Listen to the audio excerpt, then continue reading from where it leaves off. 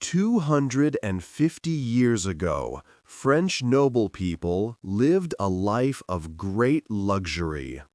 They enjoyed grand balls in big halls, wore magnificent clothes, listened to enchanting music, and drank champagne.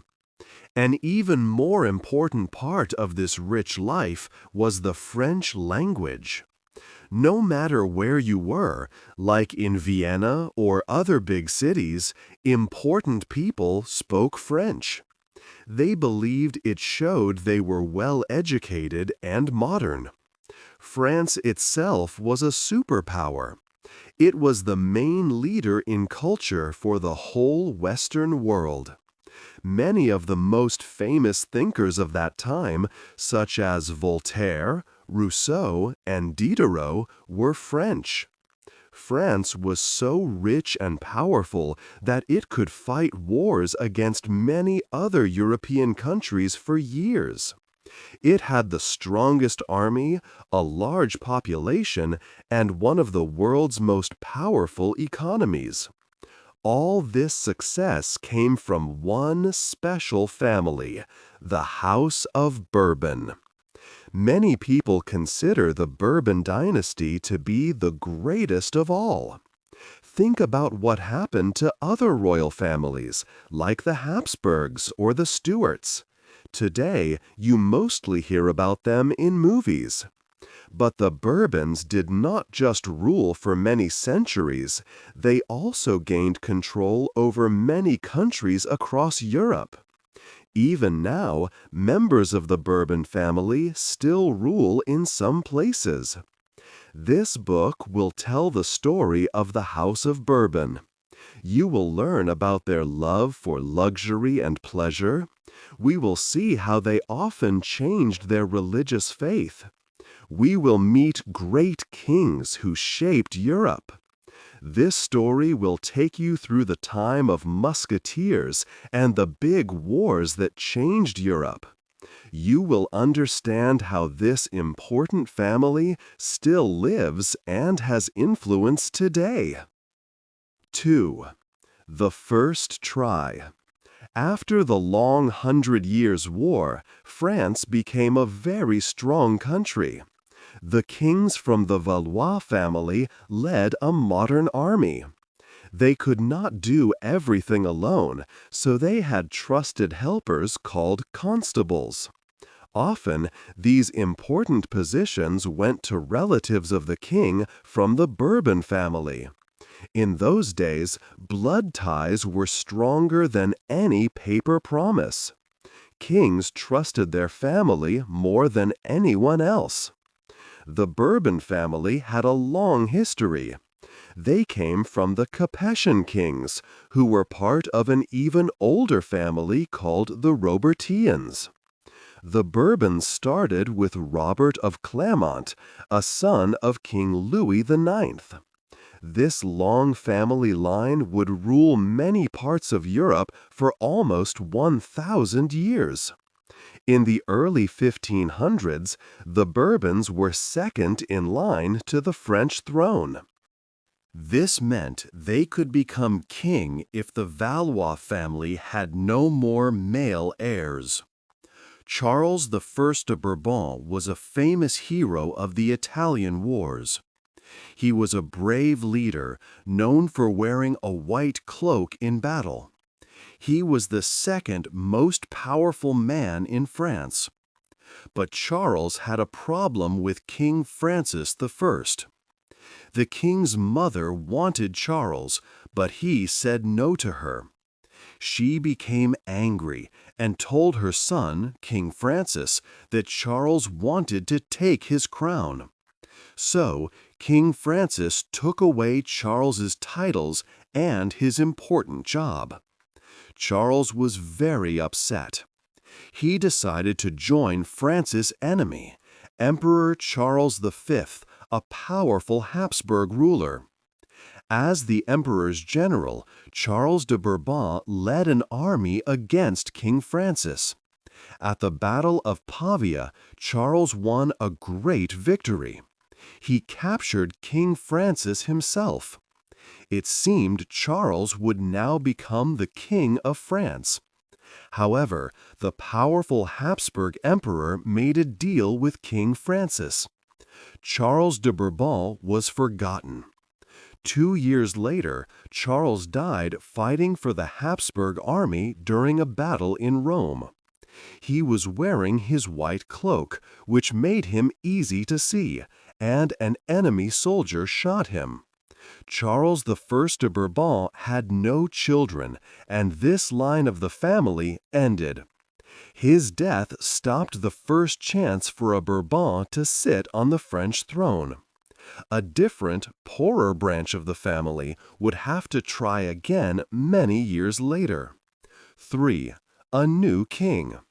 France faced a hard time in the second half of the 1500s.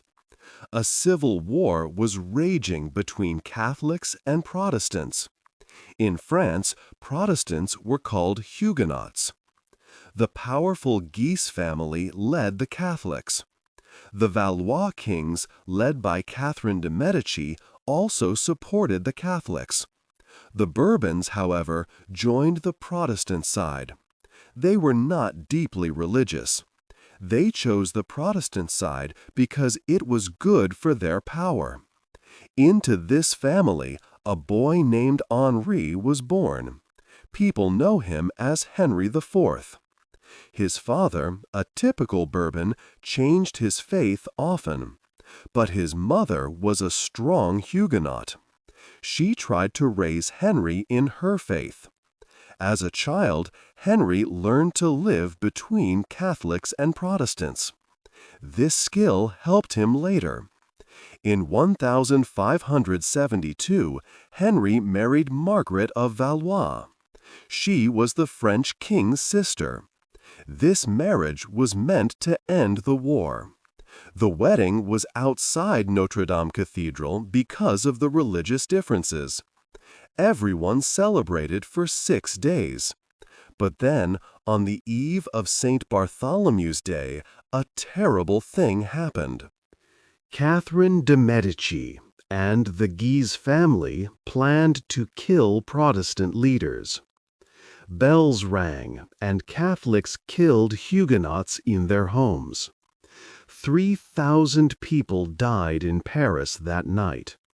Many more died across France. Henry himself was almost killed. To save his life, Henry said he was a Catholic. He was kept prisoner in the Louvre Palace for 4 years. Then he escaped during a hunt. He quickly became a Protestant again. It was hard for him because Protestants were a small group. But the Catholics started to fight among themselves. The French king had no children, and the Guise family wanted to be king. Henry was a good planner. He joined the king to fight the Guise family. The childless king was later killed by a Catholic fanatic. So, Henry IV of Navarre became the new king. But most of France was Catholic and did not like a Protestant king. So, Henry changed his religion one more time. He became a Catholic again. He famously said, "Paris is well worth a Mass." This meant that being King of France was worth changing his faith for. The people who had fought him now welcomed their new Catholic king. After 62 years, the Bourbon family finally sat on the French throne. Henry was a good king. He made peace between Catholics and Protestants. He cared for the common people. He canceled their debts, making them very happy. People sang songs about good King Henry. He loved life, enjoying gambling, theater, hunting, and wine. He even ate oysters whole. But he had many mistresses. He divorced his first wife and married Maria de' Medici. In May 1610, Henry was in his carriage in Paris. A Catholic fanatic, Ravaillac, attacked him with a dagger. Henry IV died there. Some thought his wife, Maria de' Medici, was involved, but there was no clear proof. Henry IV was a strong king who knew how to enjoy life and serve his country. Future Bourbons would find this harder to do. 4. A cruel king. Louis XIII was the son of Henry IV, born in 1601. He had a lonely childhood because his parents did not get along. When his father died, Louis was only 8. His tutor taught him about hunting and dogs, not school. Louis was not a happy or sociable person. He had poor health and did not like others. As a child, he was cruel. He would catch butterflies and birds to break their wings. His father tried to stop this, but Louis did not change. His mother, Maria de' Medici, wanted to rule France. But at 17, Louis took power. He ordered his mother's trusted friend to be killed. This person was shot inside the Louvre Palace. Louis then sent his mother away from the court. King Louis XIII did not enjoy governing. He quickly got tired of state affairs. He gave power to Cardinal Richelieu, a very smart man. Together, they ruled France strictly. They stopped the powerful nobles from causing trouble. Many nobles were executed. Louis did not care for women or politics. He had no mistresses and spent little time with his wife, Anne of Austria. It was a surprise when their son, Louis XIV, was born in 1638. King Louis XIII loved hunting, music, and ballet. He died at 41 from stomach issues. People sometimes called him the Just, but it was an ironic nickname. He was not a strong king, but his son would become very famous. 5. The Sun King. Louis XIV was only 4 years old when his father, Louis XIII, died. His mother, Anne of Austria, put her close advisor, Cardinal Mazarin, in charge of France. Louis XIV grew up feeling alone. He saw a civil war called the Fronde. Nobles and common people fought against the king's power. Across the sea, the English king, Charles I, was killed. This taught young Louis that a king's power was not safe. The Fronde ended, and Louis learned to value strong, absolute rule. When Cardinal Mazarin died, Louis was 24. He told his government that he would now rule alone. He believed God had given him power, and that he was God's representative on earth. Louis thought anyone who did not obey him was fighting against God's will. He ruled for 72 years, the longest time of any king in Europe. He worked for 8 hours every day, controlling all parts of the government. Louis XIV was good at choosing skilled people. One important minister was Jean-Baptiste Colbert. Colbert was not a noble, he was a merchant's son. He made France richer by improving businesses and creating new industries. He made powerful nobles pay their taxes, but he lowered taxes for poor people. Colbert also built a strong navy and made good French goods for trade. This helped France's economy grow. But Louis XIV spent a lot of money on wars. He fought wars for almost 30 years. He wanted France to be more powerful and have more land. In one war, he attacked the Netherlands.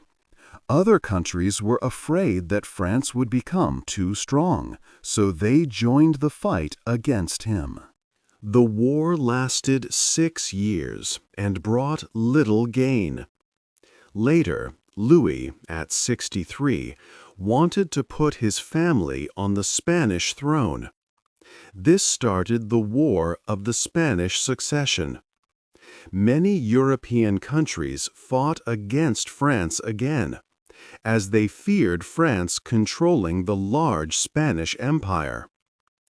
Times were hard in France during these wars. There was a very cold period called the Great Winter in 1708 and 1709. Temperatures in Paris dropped to -15 degrees Celsius. Up to 600,000 French people died. Crops failed, and there were new rebellions. Even the Palace of Versailles, a symbol of Louis's power, saw hungry beggars outside its walls. Worse, all of Louis's direct heirs began to die. His son, his grandson, and his great-grandson all died one after another. Only one young great-grandson who survived smallpox was left. He would become Louis XV. France made a deal in the end. A Bourbon king took the Spanish throne, but he could not also rule France. Spanish Bourbons still rule Spain today, though with some changes. After losing so many loved ones, Louis became sad. He died on September 1, 1715. He left France very powerful, but also very tired and in debt from his many wars. The real problems for France were just beginning. 6. A life of luxury. Louis XIV understood that culture was a powerful tool. He used it to show France's greatness and his own power. This time became a golden age for French culture. The king brought many talented people, like the writer Molière, to his court. The Grand Palace of Versailles was a key part of this strategy. Its construction took almost 50 years. This huge project gave work to many artists, painters, and sculptors.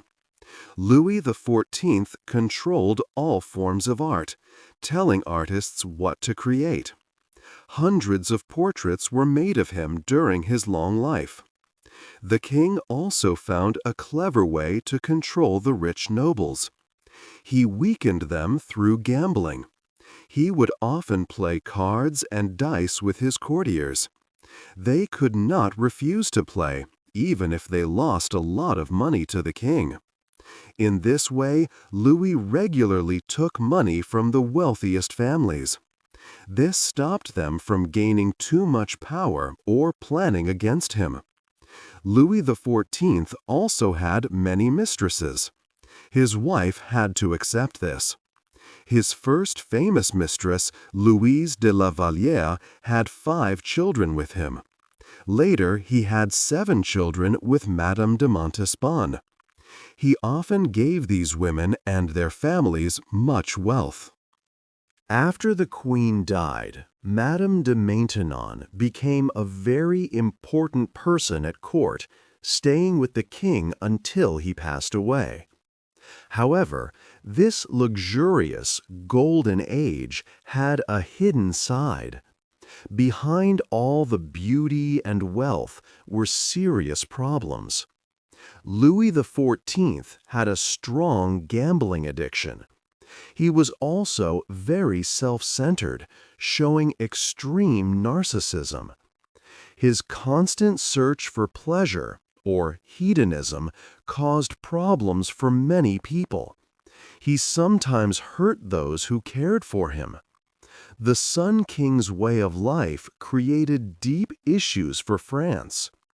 These problems would affect the kings who ruled after him, leading to big troubles for the Bourbon family in the future.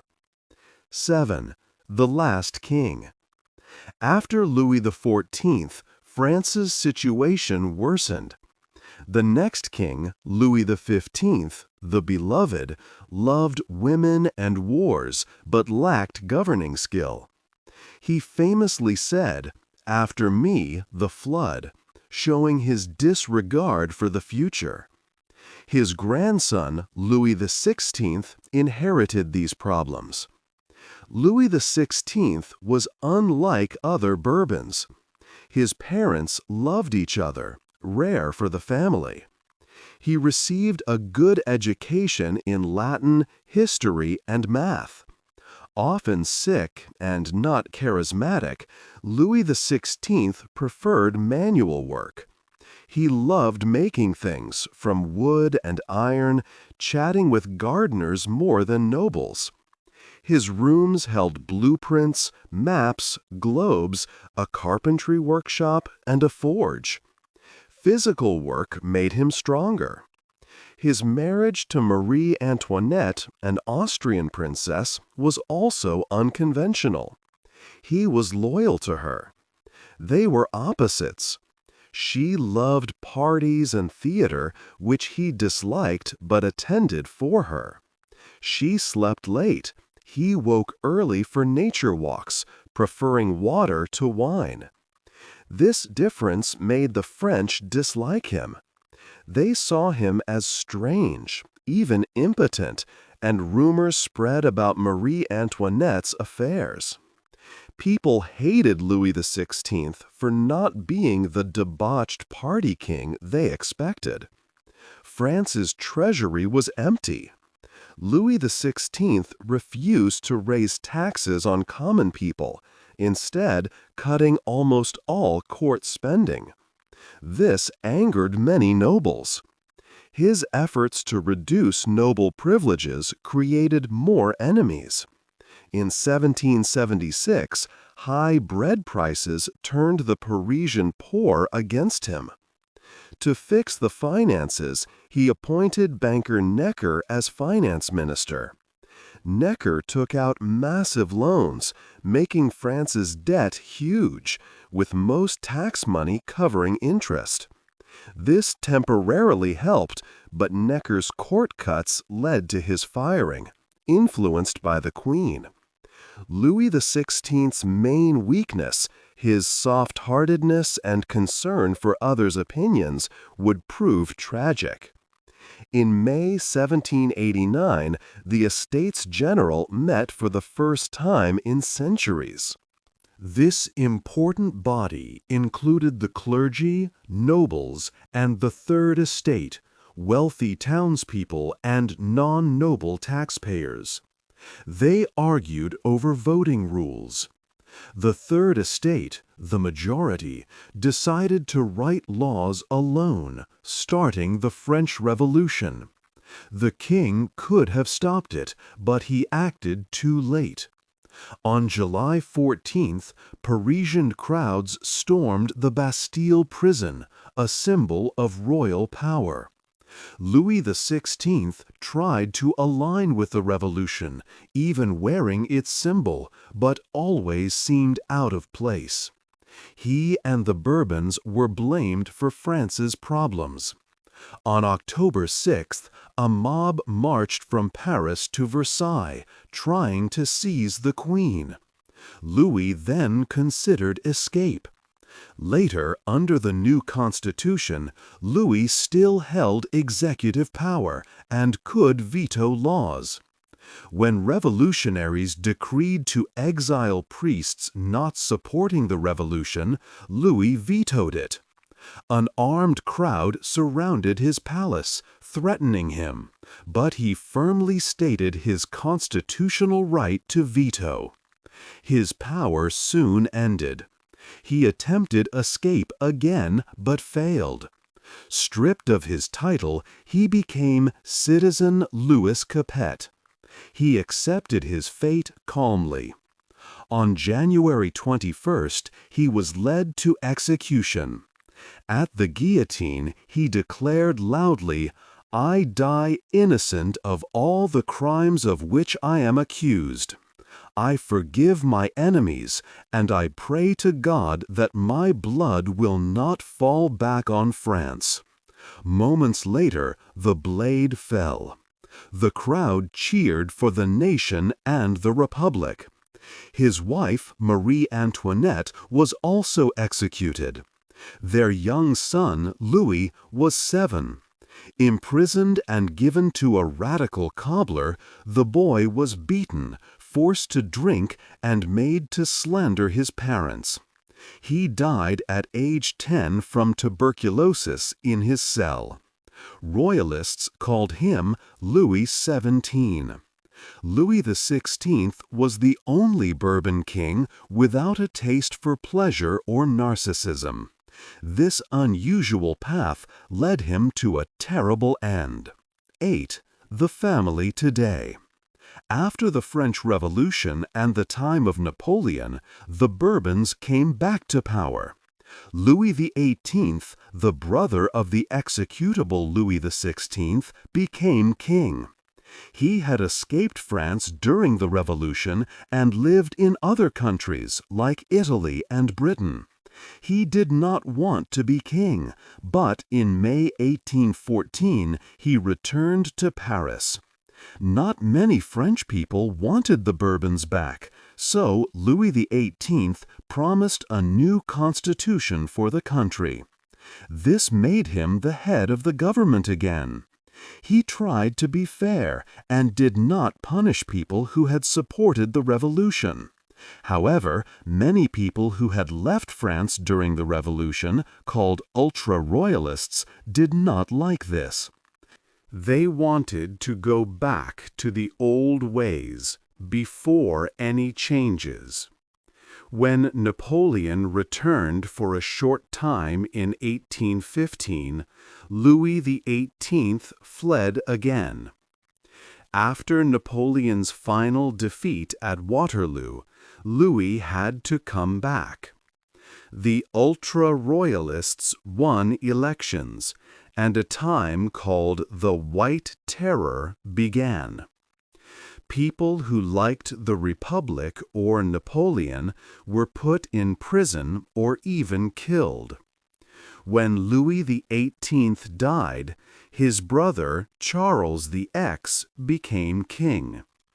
Charles X was very old, 66 years old, and believed strongly in his power from God. He did strange things, like trying to heal sick people by touching them. People in the 19th century thought he was foolish. He made extreme laws, like paying back rich families who had lost land during the Revolution using state money. He also punished people who did not believe in God, and made it hard to print different opinions.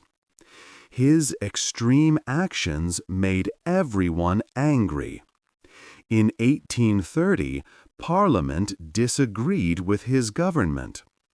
Charles X then closed Parliament and called for new elections. When he did not like the results, he closed it again and made rules for what could be printed. This led to big protests in Paris. People built walls in the streets.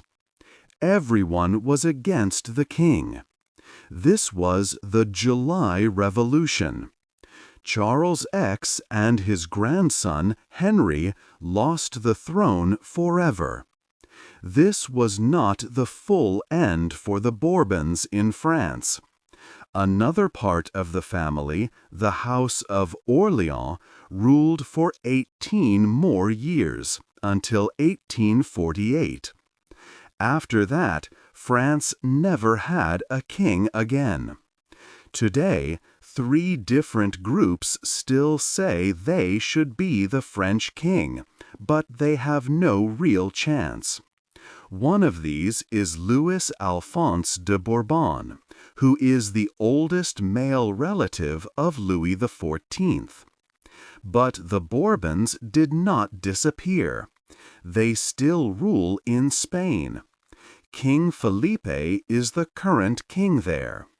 His father, Juan Carlos I, became king after a dictator died. But Juan Carlos left Spain in 2014 because of money problems, and gave the throne to his son. The Spanish royal family says their wealth is not very large, and King Felipe gets a salary from the state. Another part of the Bourbon family rules in Luxembourg. They are very rich, with money almost up to $4 billion. They also receive a salary and money from the state for their staff and palaces. They get gifts from people too. The Bourbons have lived through many changes. They kept their special place in society and much of their wealth. Many of their old homes are now museums. They may not rule like kings of old, but they are still a very important family in Europe. What do you think is the secret to the Bourbons' long survival as a powerful family? Hey there! Just a second before you go. If you learned something new today, please give this video a like, write your thoughts in the comments, and subscribe to the channel. It only takes a second, and it really, really helps to create even better English videos for you. Your support means the world. Thank you.